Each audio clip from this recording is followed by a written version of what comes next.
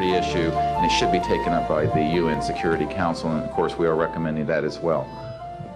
Yes, sir. So I think my question is actually to Clifford Stone. You said that you had seen aliens on a craft that had crashed. I wondered if you could describe what they looked like. I could, but it would probably take a whole lot of time. The reason I state that, when I got out in 1989, we had cataloged 57 different species. You have individuals that look very much like you and myself that could walk among us and you wouldn't even notice the difference, except for some of the things that they might be able to go ahead, even in a dark room, and touch an object and go ahead and identify what color that object might be. They would have a heightened sense of smell, sight, hearing. The situation is that you have various types of what we normally call grays. We didn't call them grays in the military, but you had at least 3 types of the grays. You had some that were much taller than we were. The unique thing that I'd like to point out for the most part is that the entities that we did catalog were in fact humanoid. Now this created a situation where the scientific community was trying to figure out why that would be the case, because you would expect that if life evolved on other planets, that they would take on some type of other being, so to speak, not necessarily look humanoid or be bipedal such as we are. But apparently we got quite a few of the species out there that are humanoid in appearance, and that creates a question that yet has to be answered by someone.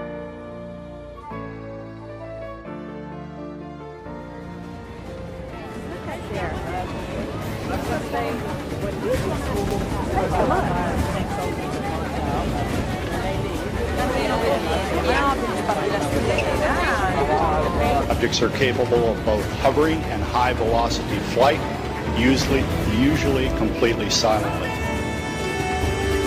I believe, these gentlemen believe, that this planet is being visited by beings from another world.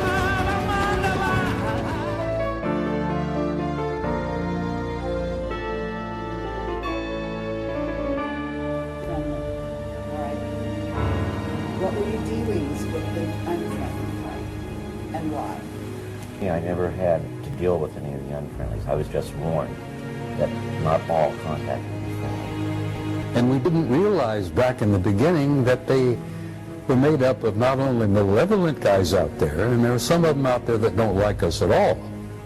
They're not purposely malevolent, they're not hostile, but they don't like the human race, and they don't give a damn whether we survive or not. Thank God we have good friends out there. Is the threat? In other words, first of all, you know they've done abductions. We know that they allowed them to do abductions. And yes, some of the abductions are positive contactee experiences, et cetera, et cetera. And some of them are painful. And depends who it is. But they also had an agenda. And one of those agendas is to create a hybrid race. Las inscripciones en la tumba de la momia demostraron que era un consejero del rey nombrado Sirunet, que significa estrella enviado del cielo. El cuerpo momificado fue enterrado con gran respeto y cuidados, acompañado por un número de extraños objetos que hasta el momento los encargados del Museo Arqueológico no han podido identificar. La verdad es que todos los especialistas que vieron la momia han manifestado que no es de origen terrenal, dijo la fuente. Hay una sensación que este es un extraterrestre, quien terminó de alguna manera aconsejando a un rey egipcio.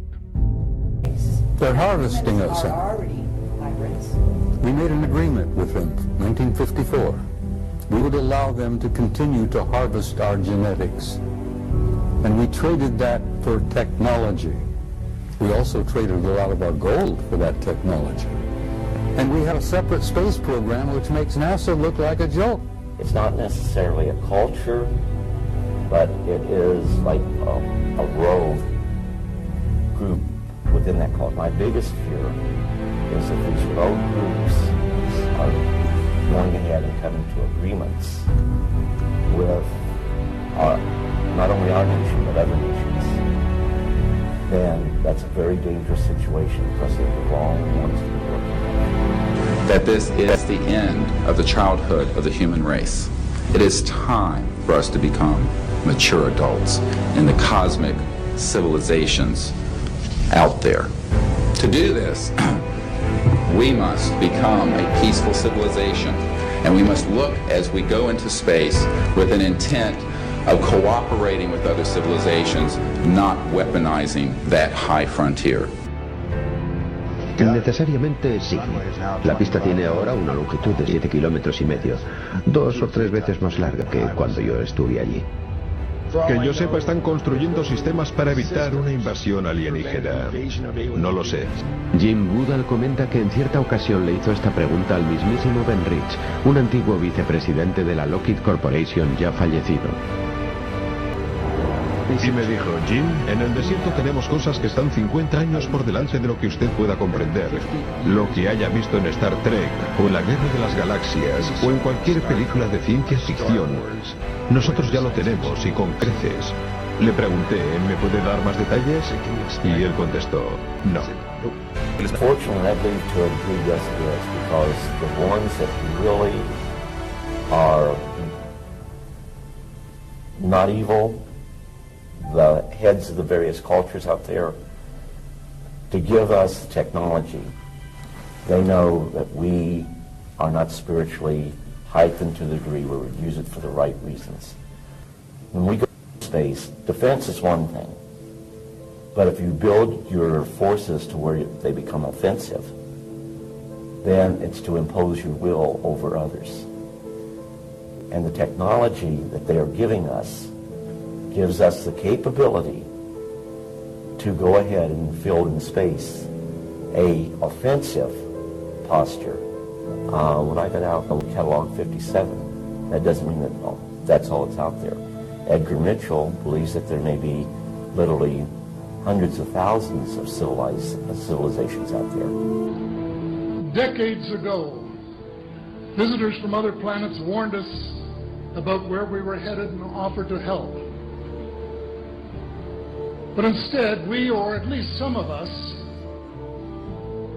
interpreted their visits as a threat and decided to shoot first and ask questions after.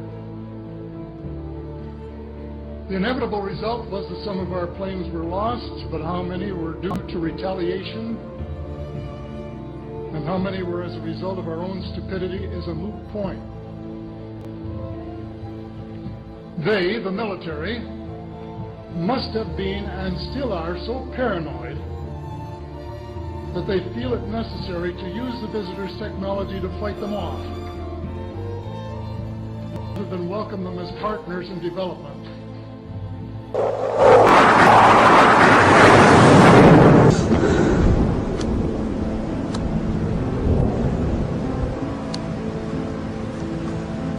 Yes, ma'am. Deanne Divis with United Press International. Could you please address the vehicle that there was a drawing displayed of? Why would this vehicle be on display at an air show? What is the power source that you are asserting is going to be so very useful? And how can you determine that this vehicle is not something that is being developed, by a government agency?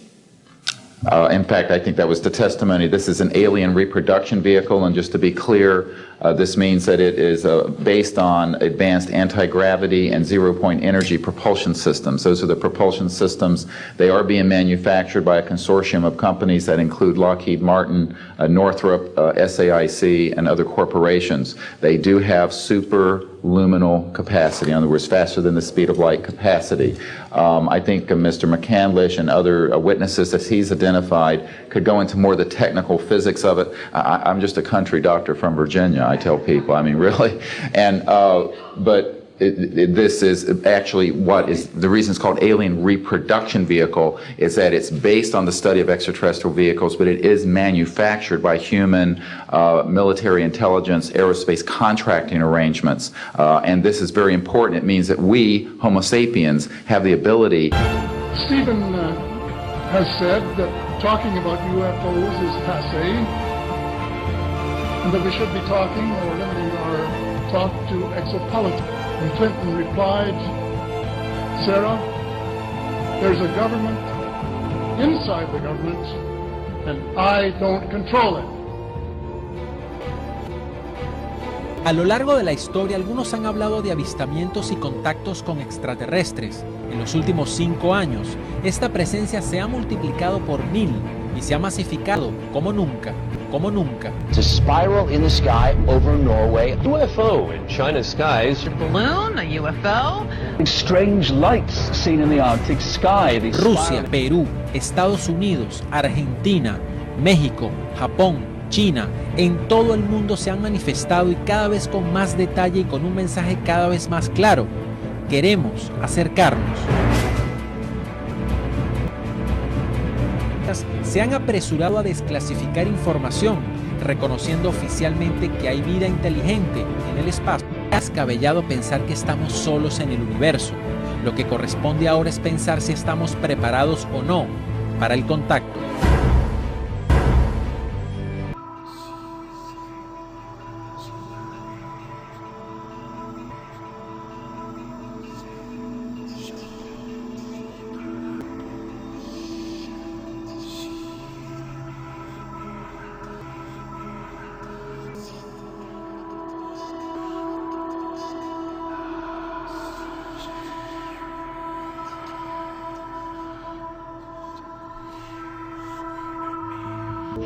Quello che produce is not only the official spokesman for the UFO department. It's a demonologist, the biggest exorcist in the Vatican. No se puede más negar la existencia no solo de los extraterrestres, sino conectada la existencia de extraterrestres con la existencia de estos, de los discos voladores, de la existencia de personas que desde cerca o desde lejos. Gentes que existan en el universo deben ser considerados como nuestros hermanos de la creación. Su Santidad Benedicto XVI anunció el incremento al presupuesto de los astrónomos de la espécula, es decir, el observatorio, que ahora se dedica también a la búsqueda de vida fuera de la Tierra. La noticia fue... En los últimos 5 años, esta presencia se ha multiplicado por 1000 y se ha masificado como nunca. It's a spiral in